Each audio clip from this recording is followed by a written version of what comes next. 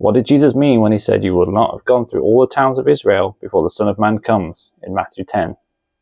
So in Matthew 10, Jesus explained to his disciples that in their mission of going out and spreading the gospel, they're going to face persecutions and tortures and whippings, and says that they will hand you over in the synagogues and flog you and be dragged before governors and kings because of Jesus and their testimony about him.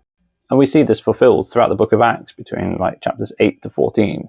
They get taken in the synagogues, they get flogged before governors, and they're all witnessing about the resurrection. And then in verse 23 of chapter 10 of Matthew, Jesus says, "You will have not have gone through all of the towns of Israel before the Son of Man comes," which puts a very sort of concise time constraint on this.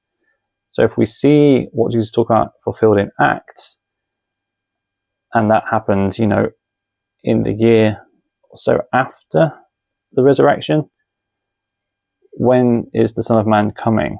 And what does that mean? Because there's not a lot of towns in Israel. I mean, there is, but not enough that they won't have gone through them in their lifetime. And Jesus says they won't have gone through all of them before he comes. So what does that mean? What time?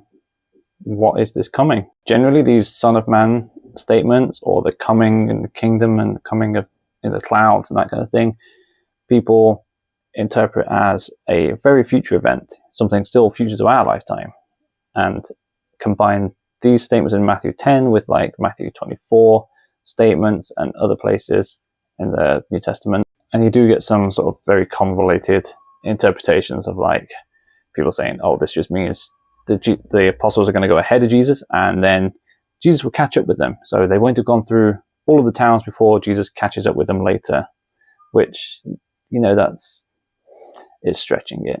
Now, this dispensationalist or futurist view of the coming of Jesus and compacting all these ideas together is relatively new, historically speaking, about 200 years old. And there are many commentaries that are older that do recognize a better, I'd say, context of what Jesus talked about here. One of them being the Benson commentary, which recognizes this as meaning the judgment that Jesus is going to bring on the nation of Israel. And this coming of the Son of Man phrase is used quite often in the New Testament in the context of a judgment of God. So ultimately, Jesus means they won't have gone through all the towns of Israel until he comes in judgment on the nation. I'll explore more verses in the next few videos.